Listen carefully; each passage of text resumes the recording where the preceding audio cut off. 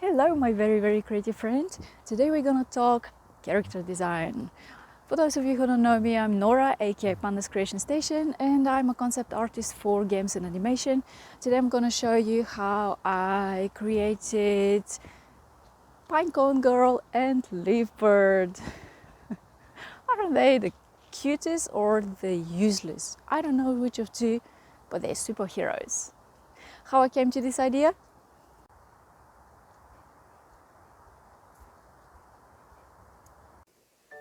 Before I start painting anything, I like to do a small warm-up. In this case, it is digitalizing the pencil sketch, which I made in the park. I have already inserted the picture of the sketch so I can trace it over. Before I continue, however, please be advised I'm not a character designer and this is not a tutorial on how to do character design.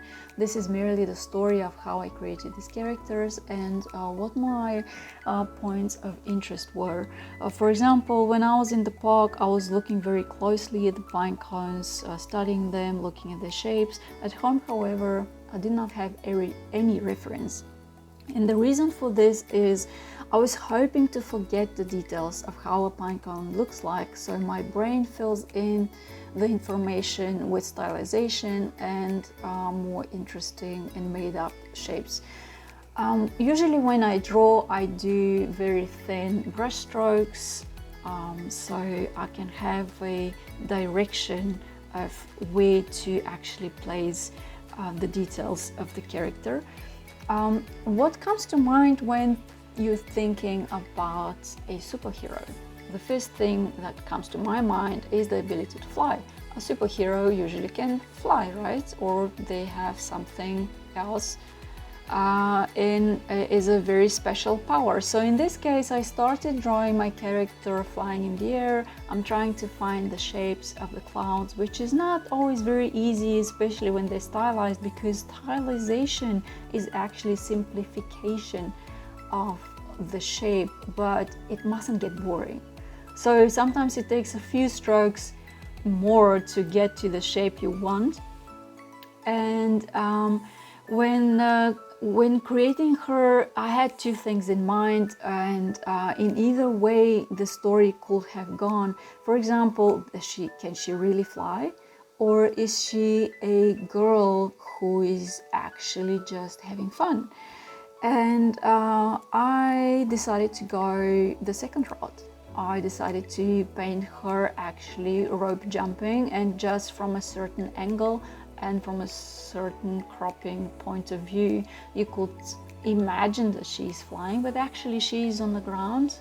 Yes, jumping quite high, but yet she's rope jumping in front of a advertising poster. And of course, superheroes need to have their actions and sounds written out, like those whipping sounds of the rope. And additionally, I wanted to add more details, showcasing that she's actually not in the air, she is in front of the ad. And this ad, however, had to be very connected to her character, and this is her ability to dream big. But what is actually his superpower, so-called, as a normal girl? And the one thing that comes to mind is always kindness. Kindness is always the thing that connects you to other human beings or other animals even. And thinking about her, there are a few things that you need to answer when creating any story. Is what is the background? How did she grow up? And this is exactly what I'm exploring right now. This is baby cone. And when creating cuteness, there are a few rules, like big head, small hands, small feet, huge eyes set wide apart. And in this case, she's so sweet and so kind that she actually attracts other creatures, like birds, like the butterfly, which is in her hair. Of course, it is up to you if you want to create this butterfly to be a real pin, or if it's a real butterfly. So there it is, baby Coney. The next question you need to answer is, how is she developing through life? What is her character? Is she chaotic? Is she calm? And the first thing that comes to my mind when I think, for example, of teenagers is we are all weird as teenagers. We are not kids anymore, but we're not adults yet. We're something in between, and of course we wear those weird clothes. Take a look at your own pictures from 5 years ago, from 10 years ago. I'm sure there's at least a few which you look at them and you're like, oh my gosh, what am I wearing? And of course, as a teenager, you have those growth spurts. As a human, you start growing from your hands, from your feet, up to your legs and arms first, and then the body somehow catches up. But what if this pinecone character grows from the head first? And it gets so big so quickly that she's so confused and she doesn't know what to do with it. She's falling off, she's falling down, and she's trying to balance everything, which makes her actually look even more weird to others. And the main thing in this story is, why am I adding this, is although she's having difficulties in her life, in this case depicted as a growth spurt, she stays a very, very kind person. But the one thing that actually I wanted to stress about her is her chaotic nature. And this is, I'm showing this here with her clothes, because she doesn't really know where to fit in. She's trying, but she doesn't really fit in, and thus her looks become very, even more weird than she is. So as a superhero, what do you do, especially when your super strength is kindness?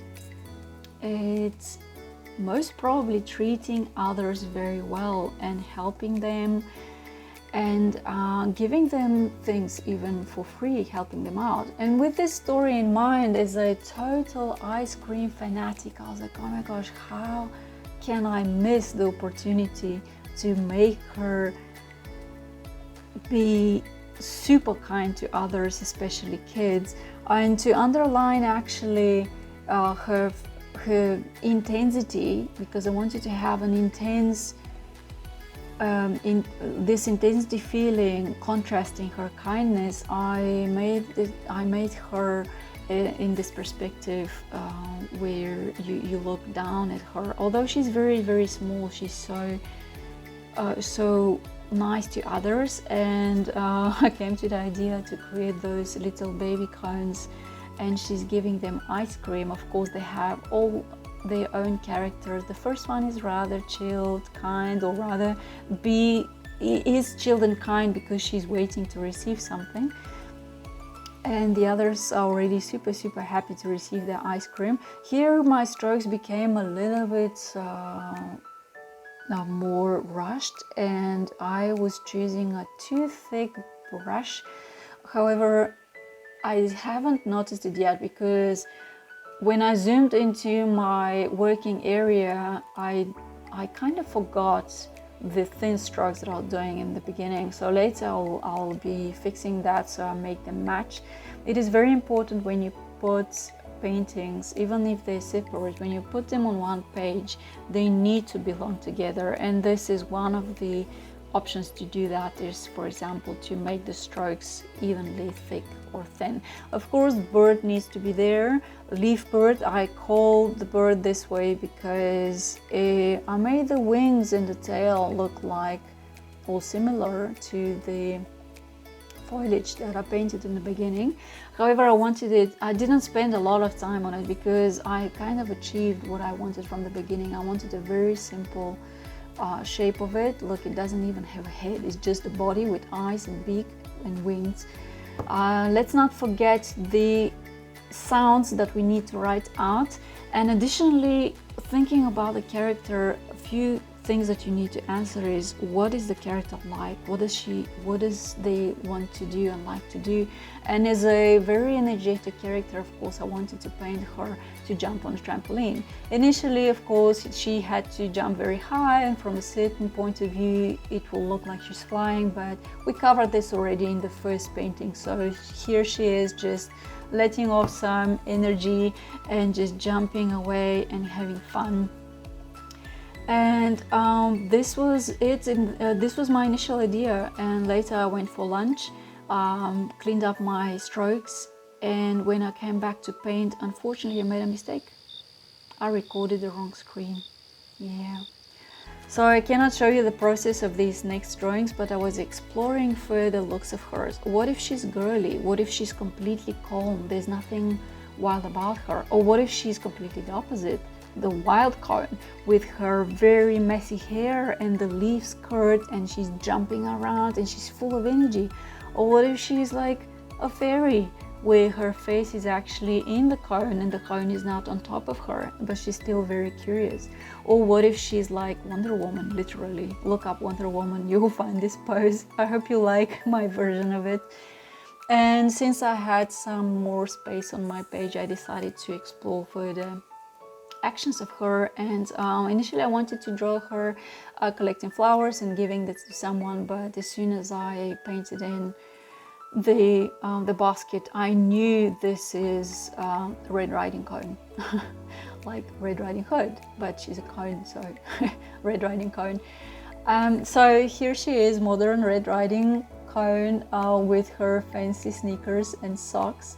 I explored a little bit her environment. Let's not forget, of course, her companion in life, the bird that she communicates with, and where we would be without the bad wolf or the nice wolf. Who knows? Maybe he saw her how kind she is, and he thought like, oh my gosh, I want to be this kind. I want to be her friend. So, but he's still shy, hiding away. Exploring the colors. Actually, honestly, I thought I'll make her face green. I will make her skin green. But then before I even made the first stroke, I already knew she will look sick. So I decided to make her skin beige, and I was just exploring how dark I'll made it. The idea of having her hair with green hair is because she's very curious. She is so interested in what's going on around her that maybe she doesn't age as other cone-head creatures in her village. I don't know, maybe this is part of her story. This is all a big exploration, and of course, how dark, how intense you make the colors. Are they more real? Are they more pastel like, or are they really, really intense? And this is what I'm exploring right here, and a little bit later you will see the end result. I made the colors a little bit softer. This is the pages which then uploading on my Instagram. I hope you like my creations, and I hope you feel inspired. That was it. I hope you like my characters. I hope you like my video. If you did so, please click like, comment below if you like to see more videos and what about. And embrace your weirdness, my friends. Bye bye.